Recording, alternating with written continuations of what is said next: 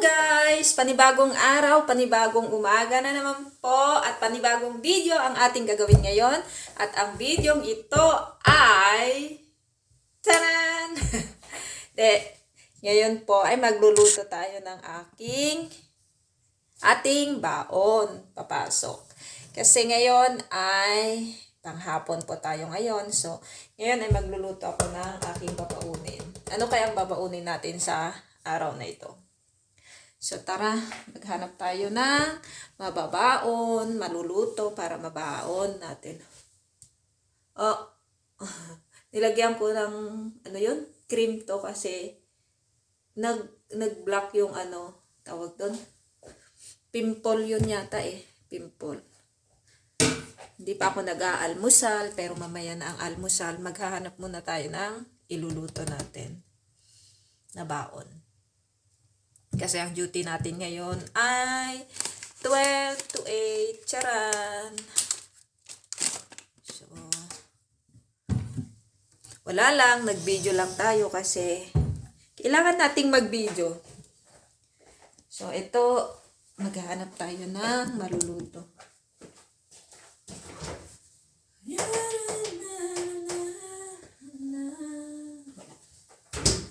So, ito na lang ang lulutuin natin. Charan! Karne. Hiwa-hiwain na lang natin ng maliliit. Bahala na kung anong kakalabasan ng iluluto natin ngayon. Kasi, hindi ko rin alam kung ano yung babaunin ko, kaya sige na. Kahit ano na lang na maluluto. Nakakalungkot ang weather ngayon.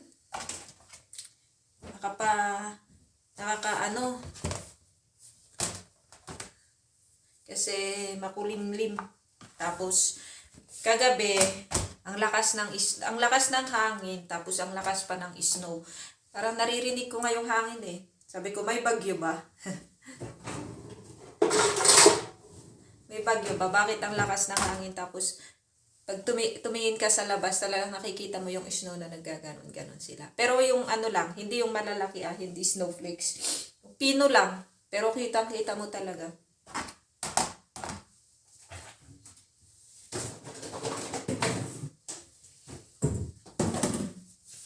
So, hiwain na natin ang ating karne para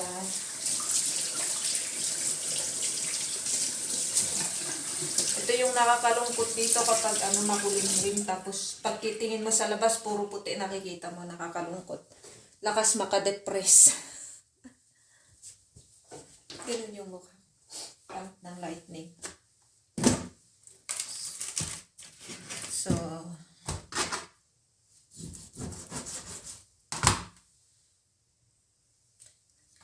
alam nyo na kapag ganitong panahon, yung ganitong month, yung February, parang nakakamiss ang Pinas din. Kasi di ba pag February tapos susunod March, parang inaabangan mo na yung init ng summer sa atin.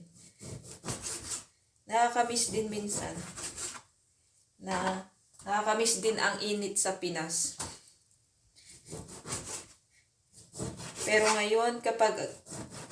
Pero dito kapag February, parang ang inaabangan mong susunod is hindi summer Spring ba yun? Autumn. Ano ba? Spring. Oo. Baliktad yata. Basta ganon. Hindi ko na alam. Kalimutan ko. Spring ang susunod.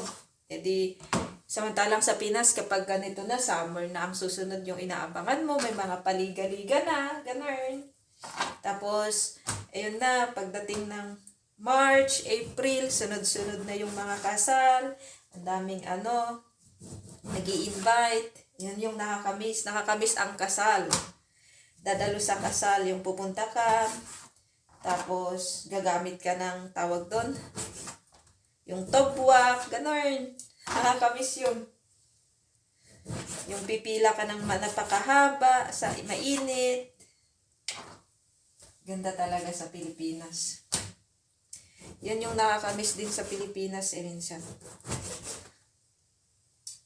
Pero, kailangan nating lumayo para magtrabaho. Kaya hanggang alaala na lang at hanggang sa picture na lang tayo tumitingin.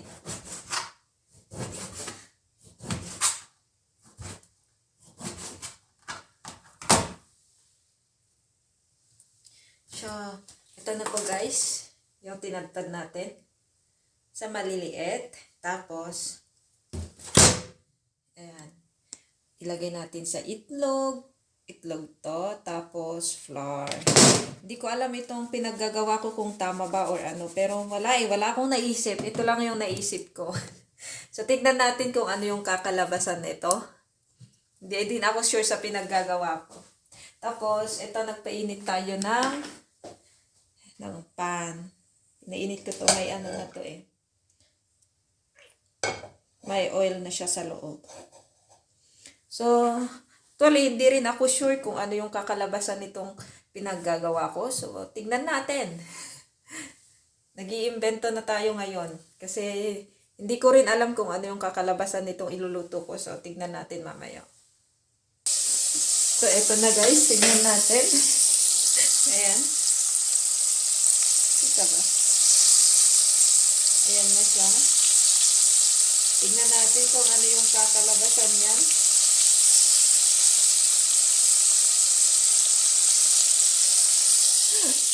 Tignan natin kung ano yung kakalabasan ng experiment natin.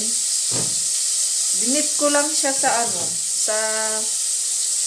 sa egg tapos dito sa flour. Kaya tignan natin kung ano yung kakalabasan niyan. Habang hinihintay natin yung niluluto natin, breakfast tayo guys. Ang ating pagka-almusal ay biscuit. Extra. Kita ba? Extra. Habang hinihintay natin yung niluluto natin, almusal muna tayo. Mahirap magutom. Hirap magutom. Ito na po yung unang naluto sa experiment na ginawa natin. Kita ba? So, ito. Ito na.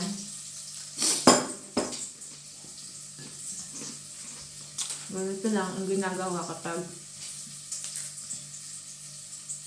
panghapon. Katamad. Nilapad ng mukha ko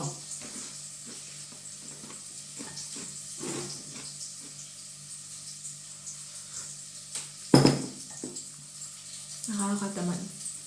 Parang nag-start na naman ng may snow na naman yata ngayon na. Nakakalungkot na panahon. Tingnan natin, niluluto natin. Kain tayo ng kanin guys. Hindi ako nakontento sa biscuit kaya kakain akong kanin. Ulam natin ito. Okay din pala sa experiment.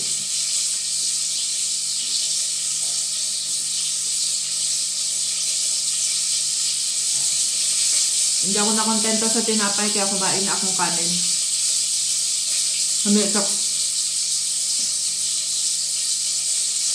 Humingi ako ng kanin sa kasama ko. Hindi ako nagluto ng kanin eh.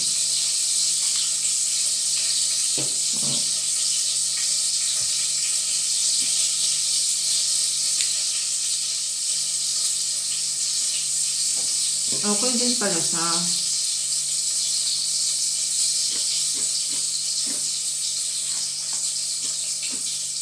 First time ko magluto ng ganito eh. Bigla ko lang naisipan.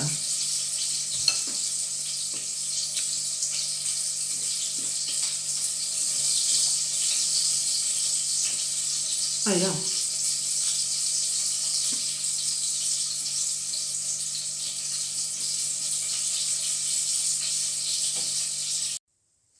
Siya. Ito na po guys ang ating baon. Ito yung niluto natin kanina. Tapos itong lettuce na may cucumber pickles. Tapos,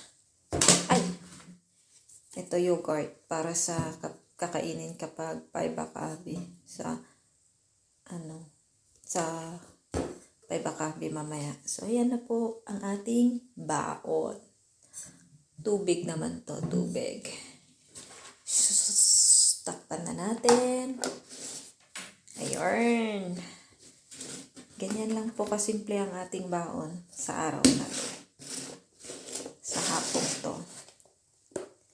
So, tapos na rin akong nag-tidy up sa mga ginamit ko. Ayun. Ayan, nalinis ko na rin at nakapagwalis na rin kahit konti. Para ready na tayong papasok. Magpalit na lang ako and then, let's go! Hanggang sa muli! Huhuhu. Papasok na naman tayo. Kung kailan pa ako papasok. Ang lakas na ng ang lakas na ng ibuhos ng snow. Wala na naman to. Mapupuno na naman ang ating bag. Kung kailan pa tayo papasok. Kita nyo? Lalaki pa man din. Ayan Kitang kita. Ayan, may naglalakad sa baba.